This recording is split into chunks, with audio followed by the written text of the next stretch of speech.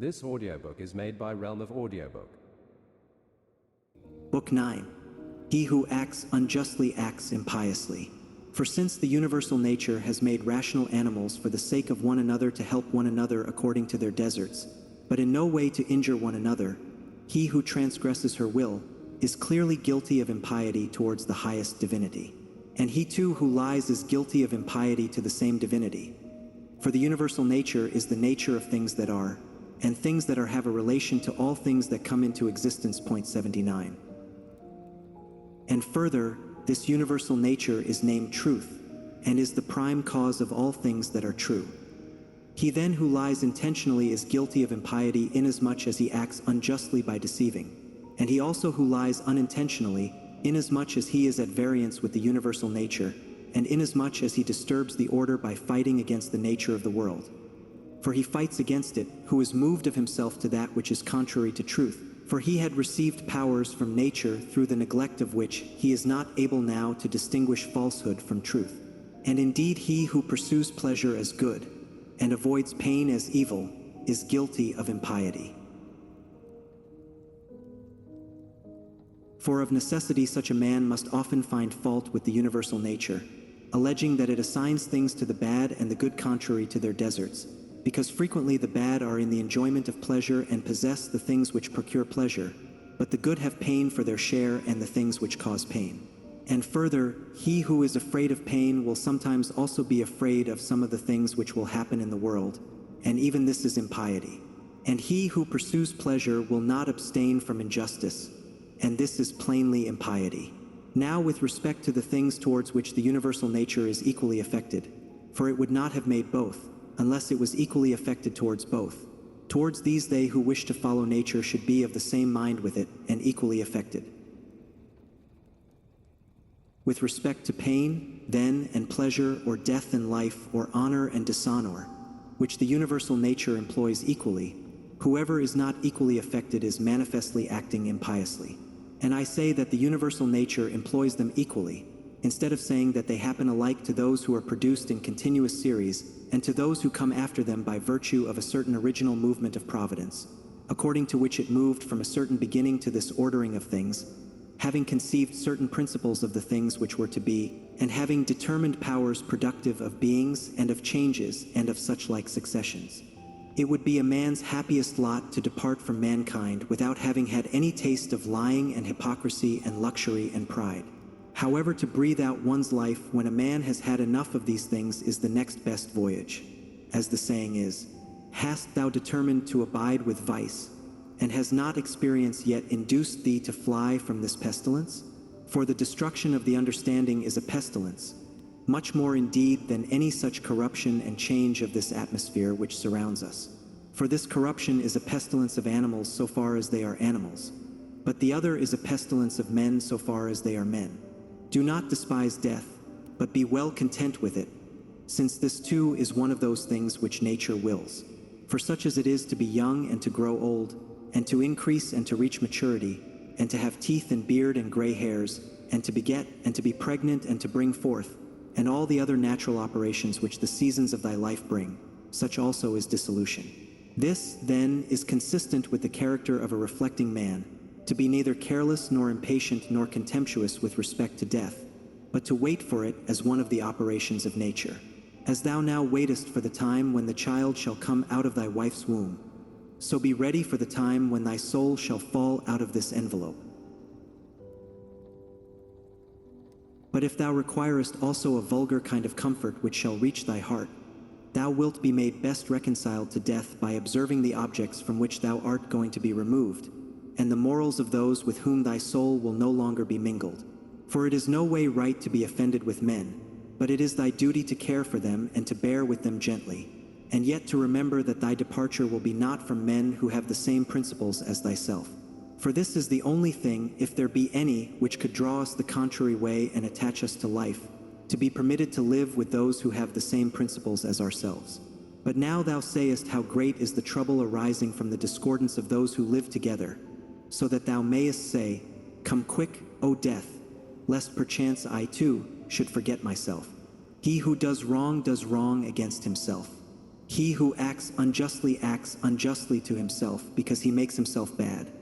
He often acts unjustly who does not do a certain thing, not only he who does a certain thing. Thy present opinion founded on understanding, and thy present conduct directed to social good, and thy present disposition of contentment with everything which happens, that is enough. Wipe out imagination, check desire, extinguish appetite, keep the ruling faculty in its own power. Among the animals which have not reason one life is distributed, but among reasonable animals one intelligent soul is distributed.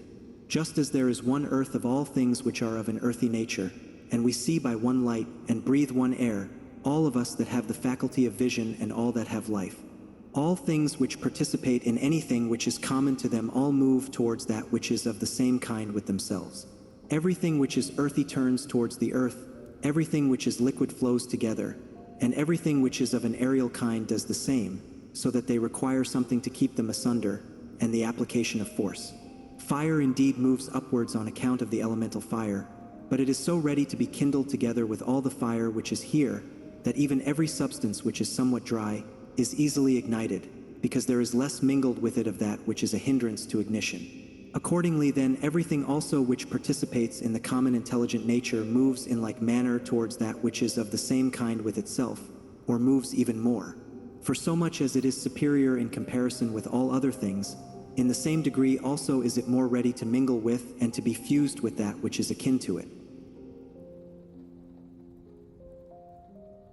Accordingly, among animals devoid of reason we find swarms of bees, and herds of cattle, and the nurture of young birds, and in a manner loves.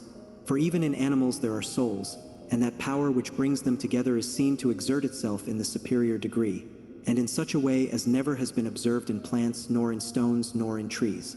But in rational animals there are political communities and friendships, and families and meetings of people, and in wars, treaties, and armistices. But in the things which are still superior, even though they are separated from one another, unity in a manner exists, as in the stars. Thus the ascent to the higher degree is able to produce a sympathy even in things which are separated. See then what now takes place. For only intelligent animals have now forgotten this mutual desire and inclination, and in them alone the property of flowing together is not seen. But still, though men strive to avoid this union, they are caught and held by it, for their nature is too strong for them, and thou wilt see what I say, if thou only observest. Sooner, then, will one find anything earthy which comes in contact with no earthy thing than a man altogether separated from other men. Both man and God and the universe produce fruit. At the proper seasons each produces it.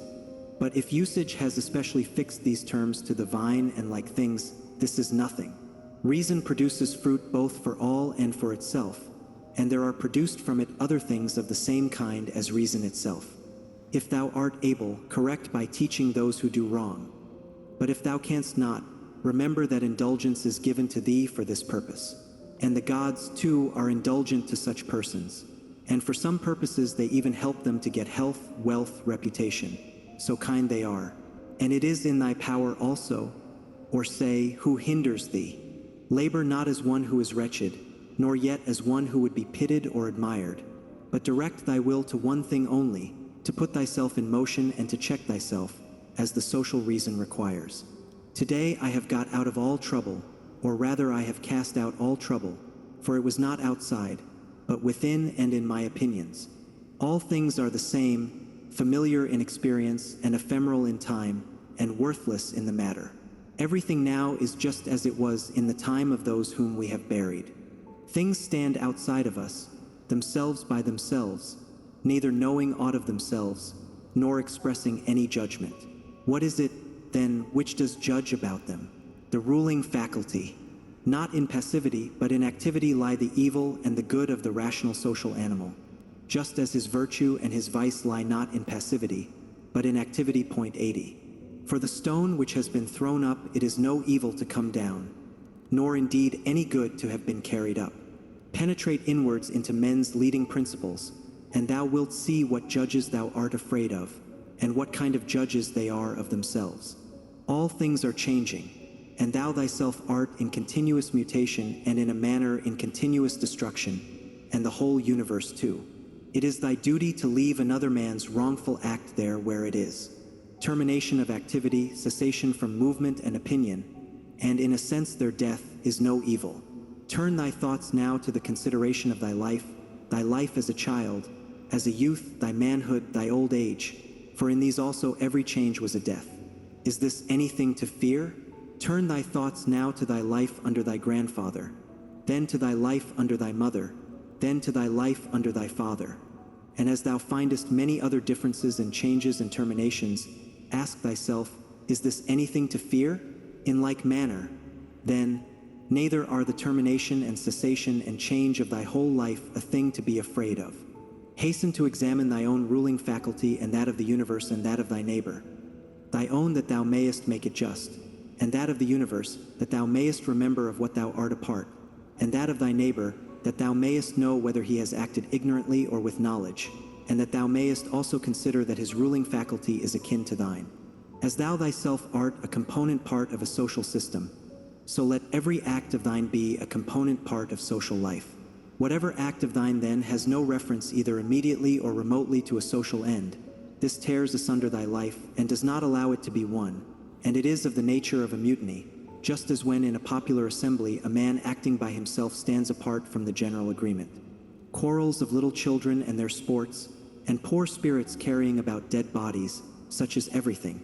And so what is exhibited in the representation of the mansions of the dead 81 strikes our eyes more clearly. Examine into the quality of the form of an object, and detach it altogether from its material part, and then contemplate it. Then determine the time, the longest which a thing of this peculiar form is naturally made to endure. Thou hast endured infinite troubles through not being contented with thy ruling faculty, when it does the things which it is constituted by nature to do. But enough of this. When another blames thee or hates thee, or when men say about thee anything injurious, approach their poor souls, penetrate within, and see what kind of men they are. Thou wilt discover that there is no reason to take any trouble that these men may have this or that opinion about thee. However, thou must be well disposed towards them, for by nature they are friends. And the gods too aid them in all ways, by dreams, by signs, towards the attainment of those things on which they set a value. The periodic movements of the universe are the same, up and down from age to age. And either the universal intelligence puts itself in motion for every separate effect, and if this is so, be thou content with that which is the result of its activity, or it puts itself in motion once, and everything else comes by way of sequence 82 in a manner, or indivisible elements are the origin of all things. In a word, if there is a God, all is well, and if chance rules, do not thou also be governed by it. Soon will the earth cover us all. Then the earth, too, will change, and the things also which result from change will continue to change forever, and these again forever. For if a man reflects on the changes and transformations which follow one another like wave after wave and their rapidity, he will despise everything which is perishable. The universal cause is like a winter torrent. It carries everything along with it. But how worthless are all these poor people who are engaged in matters political, and, as they suppose, are playing the philosopher, all drivellers. Well then, man, do what nature now requires. Set thyself in motion, if it is in thy power, and do not look about thee to see if anyone will observe it, nor yet expect Plato's Republic, 83. But be content if the smallest thing goes on well, and consider such an event to be no small matter.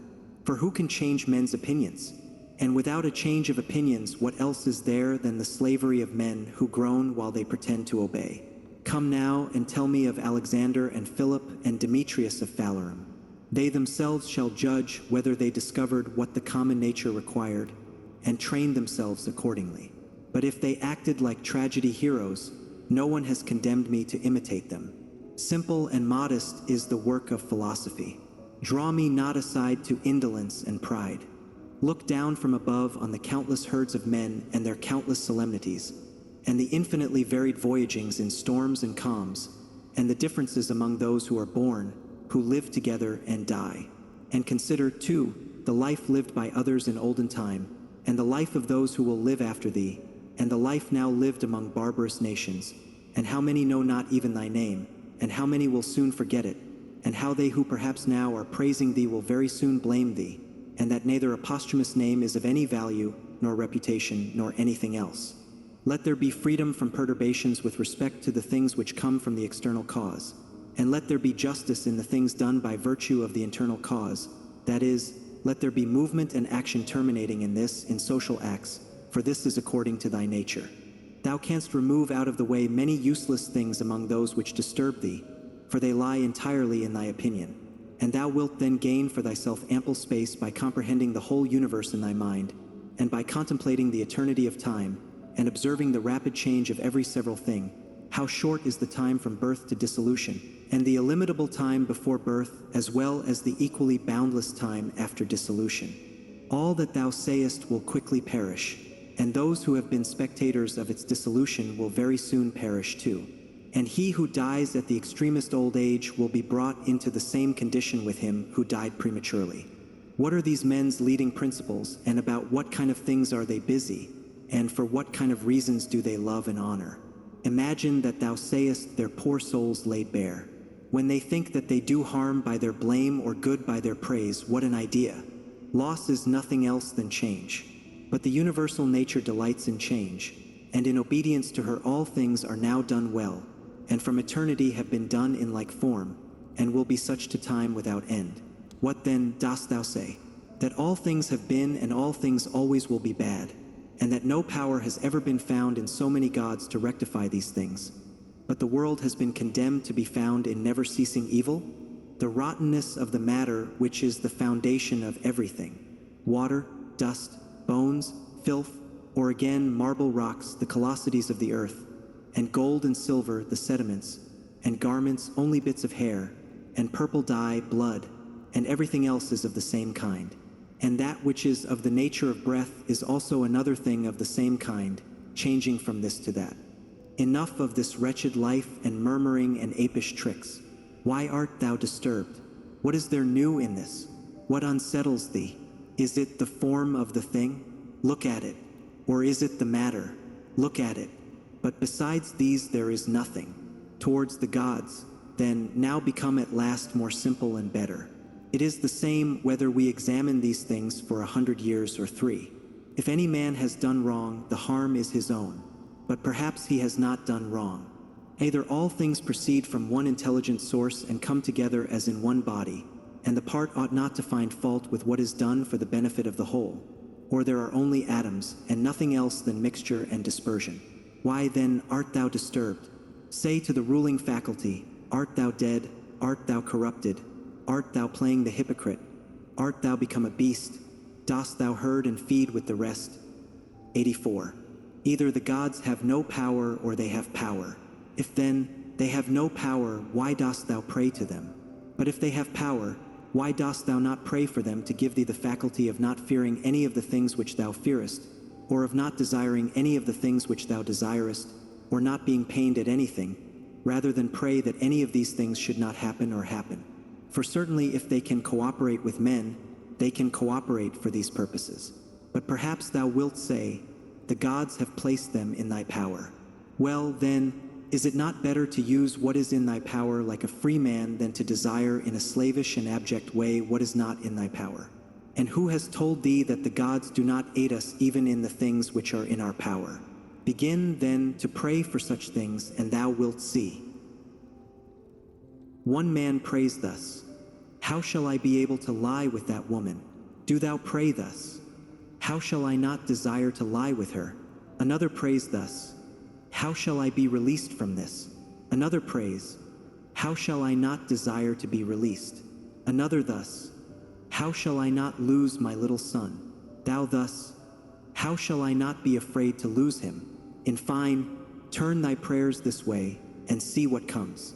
Epicurus says, in my sickness my conversation was not about my bodily sufferings, nor, says he, did I talk on such subjects to those who visited me.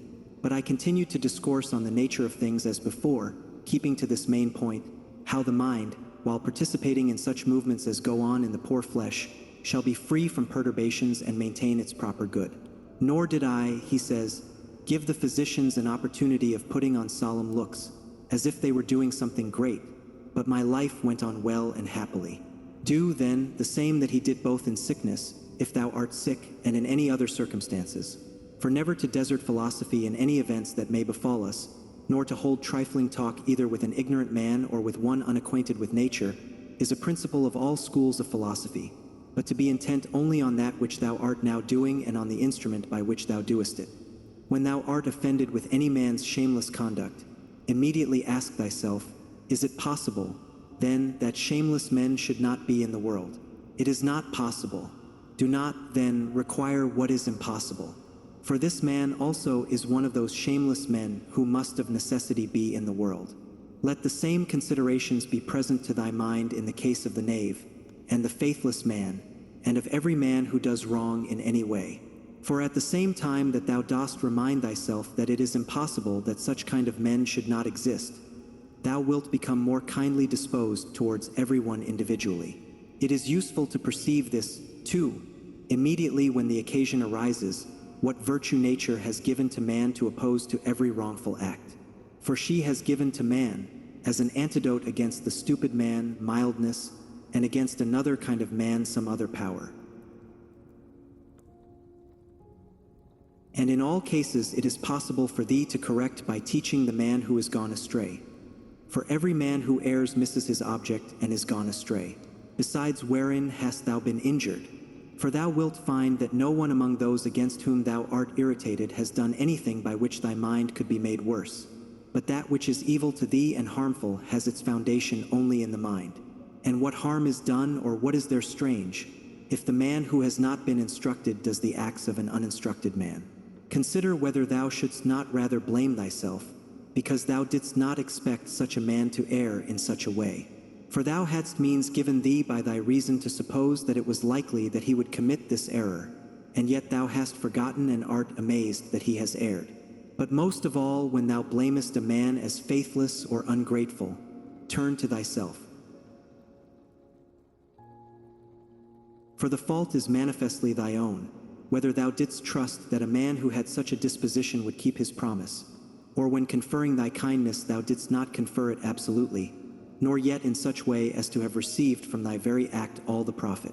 For what more dost thou want when thou hast done a man a service? Art thou not content that thou hast done something conformable to thy nature, and dost thou seek to be paid for it? Just as if the eye demanded a recompense for seeing, or the feet for walking. For as these members are formed for a particular purpose, and by working according to their several constitutions obtain what is their own.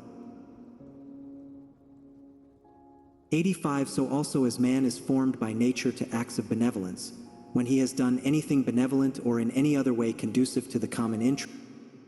This audiobook is made by Realm of Audiobook.